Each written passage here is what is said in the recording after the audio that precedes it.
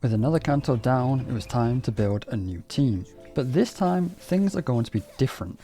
My last squad revolved around syncing, but many of you pointed out one big flaw. One of my IDs wasn't really a syncing ID, which meant it was time to say goodbye to Queen of Hatred Dawn. So, here's the plan. A 4-part mini-series. Part 1, team building. Parts 2, 3 and 4, well, they're locked away for now. Now don't worry, this isn't one of those cases where in order to unlock the rest of the series, you need to get this video to 10,000 likes. What are you doing here? Get out of here. No, all you have to do is wait. Parts 2 and 3 are already recorded, and I'm working on part 4, but I gotta admit, I am struggling. Taking a look at the old team, if we want to fix it for syncing, all we need to do is remove Queen of Hatred Dawn and add in Desi Honglu. That would also future-proof us for upcoming content. If we were to do that then, who would be the star of the team? Kodia of course is a fantastic unit, but she's great as she is, we don't really need to build around her. I want to build a new team around someone. I need a star unit. So who is the centerpiece for this brand new team?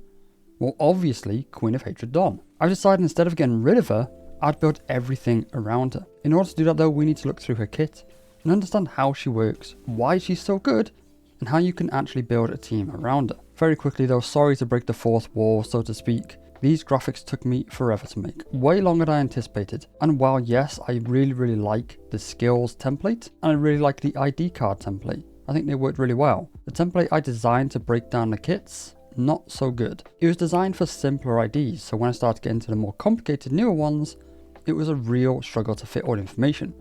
For that reason, a lot of stuff is going to be missing, but I'll do my best to cover it at least by talking to you. While I really don't like to do this, a like and a subscription would go a very long way. And also might motivate me to come up with a fresh design, something that will actually work better for future videos.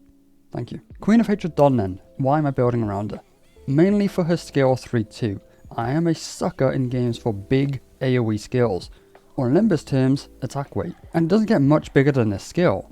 Though to access her negative skills, we need to understand her kit. Her first important passive is her 4x Envy Resonance. By chaining together 4 of any Envy skills, including defense and ego, you not only deal extra damage for every love or hate on her, but you also gain 1 Magical Arcana. Love-Hate is this unit's unique charge, and if you're like me and you're new to charge, I'll do my best to explain it. Just like other status effects in Limbus, charge has both count and potency. Typically skills will generate and consume count, and passives will dictate how potency is earned. If a skill reads deal extra damage for every charge, that's referring to potency. It has to specify charge count for it to mean count. In some cases, by using skills that consume count, you will generate potency, and with enough potency you can actually negate side effects of some skills. This will come in handy later on in the video. Magical Arcana has a max stack of 3 and also causes skills to deal more damage.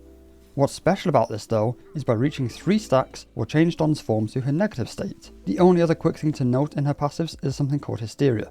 While it doesn't really do much, at negative sanity she will gain 1 stack of this every turn, up to 3, which is worth mentioning for later on. Moving on to her positive active skills. Skill 1, by Manager Esquire's orders, I am here, consumes love or hate count while also generating it at net positive of 1. Skill 2, with love, yeah, also consumes love or hate count, or generating a net positive of 3, and it's worth noting that this skill is Envy to help towards that resonance, something you'll hear me mention a lot in this video. Skill 3, Arcana Beats, deals extra damage for every stack of Magical Arcana, as well as extra damage if you have enough love or hate potency. This skill also consumes and generates love-hate, as well as generating 1 Magical Arcana.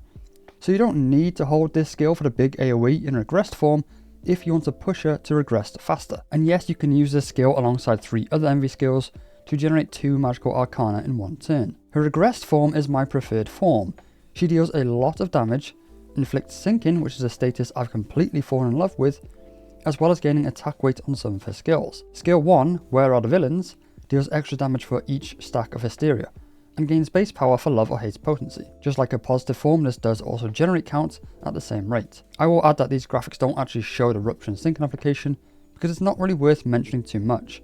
None of her skills can actually apply count, so she mostly just eats status effects. This skill does consume SP to use, but don't worry about that. Skill 2, Get Out of My Head, also benefits from Hysteria stacks, but at 3 it actually gains +1 attack weight, hitting 2 enemies. As with all the skills, this one also generates and consumes love-hate count, and again we do lose SP using this skill. Skill 3, Reversed Beats or Reversed Arcana Slave, consumes all Hysteria for extra clash power, but also 1 extra attack weight, hitting 2 targets now. Again, we're consuming love or hate count, but this skill does not gain any from being used. It deals more damage based on her love-hate potency, as well as consuming all magical arcana for extra attack weight. At 3 magical arcana, you will hit an extra 3 targets, making it a total of 5 with 3 hysteria. We do lose SP again, but this ID's SP cannot drop below -40 due to the SP effect loss from her skills. I would also like to quickly note that this ID's defense skills are envy, as well as the new ego that pairs with it. It just helps when trying to get these magical arcana stacks. With our star of the team talked about, who do we pair with her? Personally, I've split this team into 3 categories. One is the core of the team. The second category is the supports that back them up. And the third, well, that's a wild card, so to say. The core of the team depends on what route we want to go down. So now it's time to reveal what exactly is this team. One of you guessed perfectly on my short. This is my charge sinking team, with as much envy skills as we can get for that envy resonance passive. I couldn't let go of sinking, just as I couldn't let go of Queen of Hatred Dawn. So how do we start building a team? Well, personally I took myself off to the wiki, I opened up every single charge ID and every single sinking ID, and just slowly started to form something from that. After I had a list, I whittled it down to my 7 chosen IDs, but alarmingly many comments mentioned Middle Sinclair, which worried me because I didn't even see the ID when I was researching for this team. That's because he isn't a charge ID and he doesn't apply sinking. However, he is incredible for envy resonance, so in the future we could replace our 7th and see how that plays out. But for now I think our team is pretty solid, with 1 ID near in the chopping block, as I think there is a better option for them. But we'll get around to that. So the core of the team then, who is it? To be honest with you, 2 of them are IDs that I couldn't part with from the previous team, Queen of Hatred Dawn and Knight of Despair Rhodia. But with her passives now patched, she is a sinking application machine and just an all-round fantastic ID. At first I thought Dawn was going to be the most complicated ID to try fit into these graphics, but Kodia is on another level. Just like Dawn, she has 2 forms, positive sanity and negative sanity. Her passives, Blessing and Despair, are what set these apart. Blessing can be gained at 0 or higher SP and allows Kodia to use her plus coin skills. She gains 1 protecting sword for every 8 SP, and when a clash ends she inflicts 2 sinking on the target. When she gets hit, she again inflicts 2 more sinking on the attacker. For every 20 SP she has, she inflicts +1 sinking potency with the above effects. Despair occurs at less than 0 SP and allows her to use her minus coin skills. She gains 1 piercing sword for every -8 SP, and when the clash ends she inflicts 2 sinking count. After hitting a target with the first coin of her skill, she also inflicts another sinking account, and for every -20 SP she inflicts +1 sinking count with the above effects. So make sure you clash with her a lot, which is great because she almost never loses. Protecting sword provides 1 defense level, as well as gaining aggro on her leftmost skill slot per stack, and has a max stack of 5. Piercing sword gains 1 offense level instead, as well as receiving less aggro on all of her skill slots per stack, and again caps out at 5 stacks. Blessing and Despair gain extra stats for these stacks if you own 3 Gloom and 3 Pride. When in Blessing state, take less HP damage the higher her sanity is, and at 3 protecting swords gain 1 protection, but at 5 protecting swords you gain 2 protection and 1 clash power up. In Despair she'll start dealing more damage the lower her SP goes, and at 3 piercing swords she gains 1 damage up, but at 5 she gains 2 damage ups and 1 power up. Tear Sharpened can be obtained by using her defense skills. It allows her to gain stacks of deep tears, and at 3 stacks she gains an additional 5 deep tears. At the end of a turn she will lose SP, which really helps keep her in Despair form, which is perfect for my team. Her skills deal extra damage per stack, and just as before we get extra bonus based on her form. With Blessing she gains Clash Power up equal to her current stack size, and in Despair she gains Pierce Power up equal to the current stack size. And it's worth noting all of her skills are Pierce. At 3 stacks she will consume the stacks to inflict 3 sinking and 3 sinking count, as well as dealing 50% increased damage before resetting her back to 0 SP and healing her for 30 SP. Deep Tears is this ID's unique charge, and as with other charge IDs, it's a resource that gets used by certain skills. When she's meant to gain charge, she gains Deep Tears instead, and is unaffected by charge potency, with a max stack of 20. Just like Dawn, I will add a quick disclaimer that the sanity loss from these passives cannot take her below -40 SP. Skill 1-1, the Knight's Sanctuary, gets extra coin power if the target has 6+ sinking, as well as extra clash power from having 3+ protecting swords. Her first coin inflicts 1 sinking, and her second coin also inflicts 1 sinking, while gaining 2 stacks of Deep Tears, an additional 1 Deep Tear for every 2 protecting swords. Skill 2, with the Power of Justice, gains coin power if the target has 6+ sinking, an extra clash power for every 2 protecting swords. At 15 deep tears, she will consume 5 to deal 15% more damage, with her second coin inflicting 3 sinking and a third coin inflicting 2 sinking count, while also gaining 3 deep tears. Lastly, her skill 3, Arcana Pierce, at 10 plus deep tears, consume up to 20 deep tears, dealing extra damage for each stack consumed. She gains extra base power for every 5 stacks, inflicting 3 sinking count with her second coin. The third coin deals 20% more damage if she has Tear Sharpened, as well as inflicting sinking equal to protecting sword. The negative skills are basically the same, with skill 1, Faded Faith, gaining final damage for every 3 sinking on a target. Just like Dawn's minus coin skills, she does lose SP for using this skill. Coin 1 inflicts 2 sinking, and coin 2 inflicts a further 1 sinking before gaining 2 deep tears, with an additional 1 deep tear for every 2 piercing swords she has at the start of combat. Skill 2, with the Tear Sharpened Sword, she again gains up to 3 final power for every 3 sinking on the target. She loses 10 SP on use, and at 15 plus deep tears, she will consume 5 to deal 20% more damage. The second coin inflicts 3 sinking, and a third coin inflicts 2 sinking and 2 sinking count. She gains 3 deep tears and additional tears equal to a piercing sword count at combat start. Skill 3, Arcana Tear and Pierce, once again gains final power for every 3 sinking, will also lose 15 SP, and at 10 plus deep tears, she can consume up to 20 to deal extra damage per stack. She gets base power for every 5 stacks, and after the attack, if the target is defeated, she will regain half of the deep tears consumed. On hit with the second coin, she inflicts 4 sinking count, and the third coin inflicts 5 sinking, but if this coin consumes Tear Sharpened, reuse the coin once. While she's incredible at sinking application, the only real support for Dawn here is her skill 2's being Envy. Her defense is Gloom, and if there is an ego for her that is Envy, I don't have it. But she is a very strong ID, and it's good to have someone to rely on. In terms of the mirror dungeon, she is Charge and Sinking, which does help for gifts. Finally then, the third core member. As I hinted at earlier, I need to future-proof this team, so it has to be a Hong Lu ID. And there's only one option here, Reindeer Hong Lu. His passives are incredibly simple.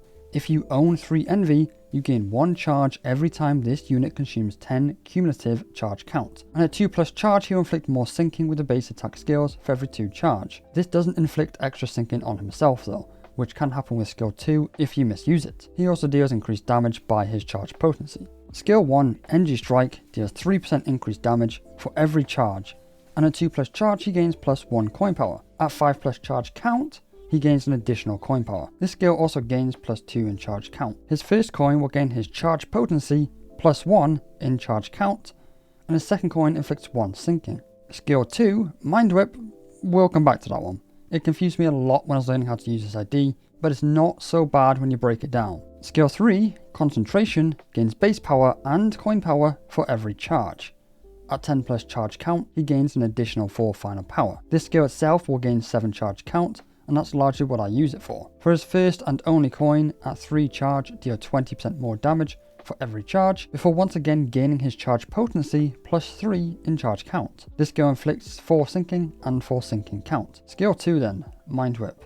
To try help make sense of this, I've highlighted important words, but we'll still go through it from top to bottom. This skill deals 4% more damage for every charge, and at 5 to 9 charge count, this ID will gain sinking to raise their charge count to 10. A side effect of this skill is that it gains indiscriminate, meaning they cannot be manually directed and will target at random, and yes, this includes allies. This skill will also gain unfocused volley, meaning each coin will flip randomly against its targets, as well as gaining 1 attack weight, hitting 2 targets. However, if you have 5 charge potency, this skill is not discriminate. If you have 10 charge count, this skill will also not be discriminate. The skill consumes 10 charge count to gain 2 coin power, but if you had 8 charge count remaining before the attack, the skill will consume 8 to deal 40% more damage. The first 3 coins inflict 1 sinking and raises the stagger threshold by 5% of the damage, and the last coin inflicts 2 sinking count before raising the stagger threshold by 10% of the damage. It's worth noting that this ID's defense skill is Envy, giving him 2 abilities to help Dawn build magical arcana stacks. With that, we know the core of the team, so it's time to start building some support around them. Let's start with Ishmael. In my opinion, there is a tough choice to be made here.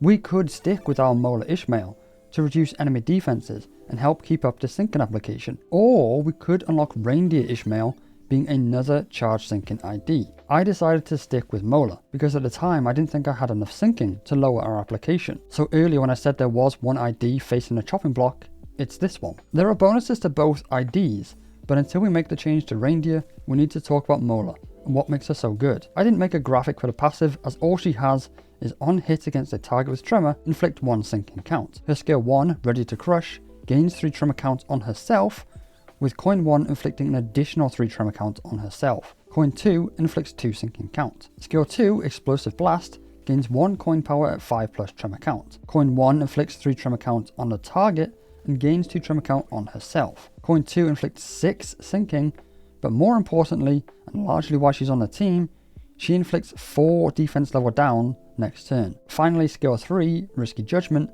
This skill gains 1 coin power for every 5 levels of Tremor count on herself, and deals 40% more damage if the target has 6 sinking on them. Coin 1 inflicts 5 sinking count, coin 2 inflicts 3 sinking, but more importantly, and the other reason she's still on a team, spend 5 Tremor to inflict 1 fragile next turn. Coin 3 inflicts 3 more sinking, and again spends 5 more Tremor to inflict 2 additional fragile. I'm still really on the fence by the Ishmael ID.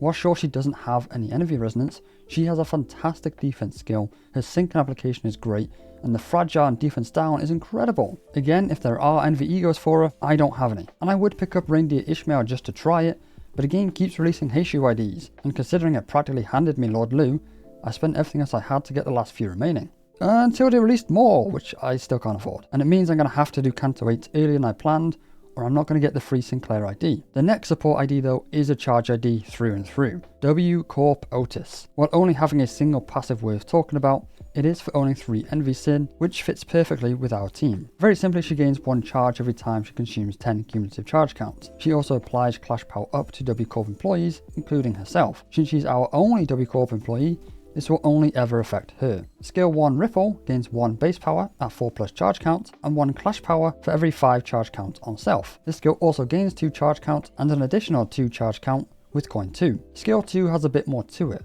Charge Leap consumes 6 charge count to gain 1 coin power. If this skill did consume charge, apply a charge barrier to herself and 2 allies with the least charge count. Charge barrier is basically as it sounds. It's a small shield that takes damage before taking HP damage. Again, this skill gains 2 charge count and an additional 2 charge count with coins 2 and 3. Coin 3 inflicts 1 bind. However, if it consumes charge count, inflict 2 bind next turn. Skill 3, Rip Dimension, is the real reason she's on the team. Sure, the barrier is nice, but this is where she really shines. 2 self and highest resonance allies with charge apply load equal to charge on self. Load increases the damage that skills consuming charge count deal by 2.5% per stack, capping at 15%. The highest resonance refers to all the allies involved in chaining together skills of the same sin.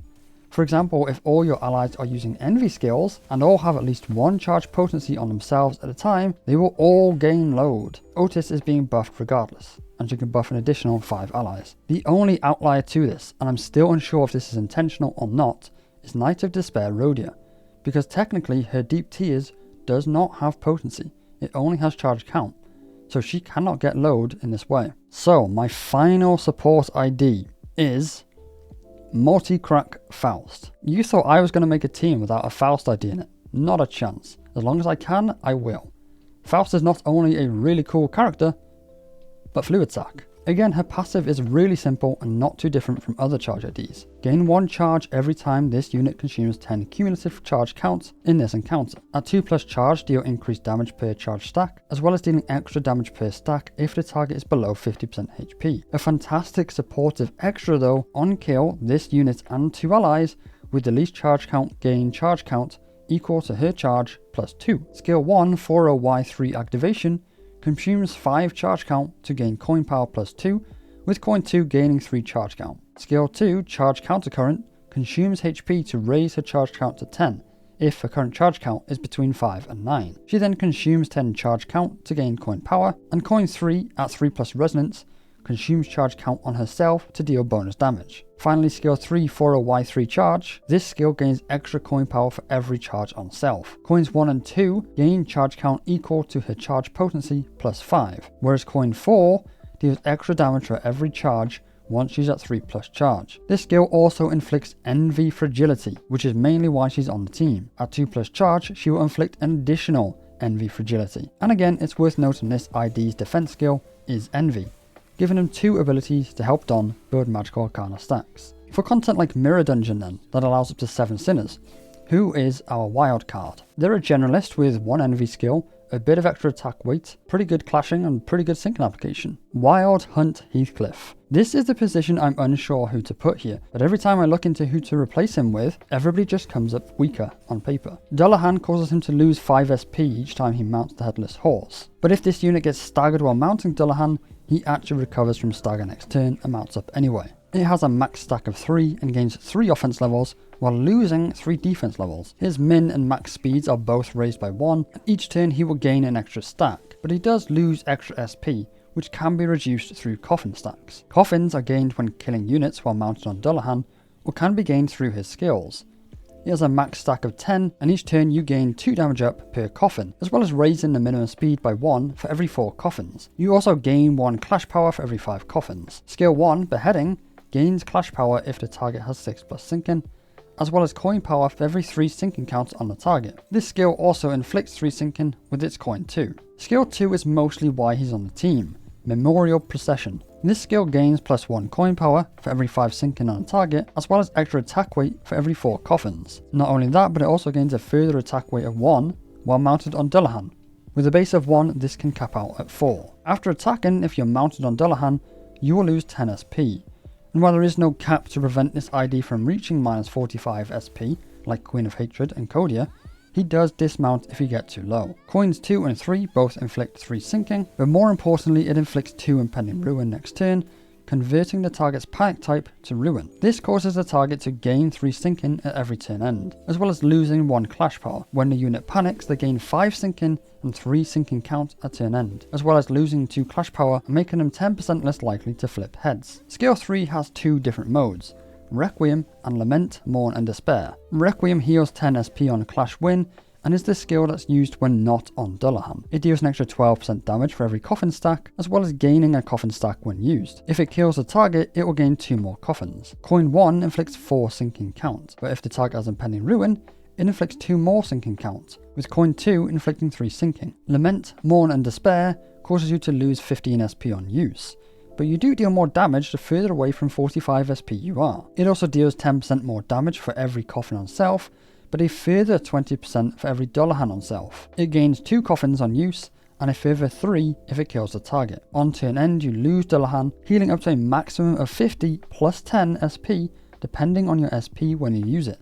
The lower you are, the more you heal. Coin 1 inflicts 5 sinking and 2 sinking account. You can mount Dullahan using his defense skill, and you can actually use Lament without needing S3 by reusing his defense skill when you're at 15 SP or higher, so long as you're clashing with an opponent with said defense. Personally, I like to use Lament in this way, building coffin stacks as much as possible and trying to save Requiem for when the target has impending ruin for maximum sinking application. This, his S2 being Envy, and having access to Body Bag also being Envy, are why I'm finding it so hard to replace him on the team. But now that you know the full team, let's have a short recap. We get a fantastic powerhouses that are Queen of Hatred Don and Knight of Despair Rhodia, while being supported by plenty of Envy skills to ensure 4 times resonance every turn. We've got support in the form of Energy Barrier and Load, with debuffs such as Defense Down, Fragile and Envy Fragility, and fantastic sinking application from mostly Rhodia and Mola Ishmael, but also thanks to Wild Hunt and Reindeer Honglu. All that's left to do now is to test it in the upcoming videos, with part 2 being my first attempt ever at Railroad, where we used this team against sections 2 and 3. But that's not for today, that's a whole nother video. One that'll hopefully be out in a much faster time frame than this one, as this one took me much longer than I ever thought it would. Thank you all so much for watching, thank you for listening, and I'll see you all again very, very soon. Bye bye.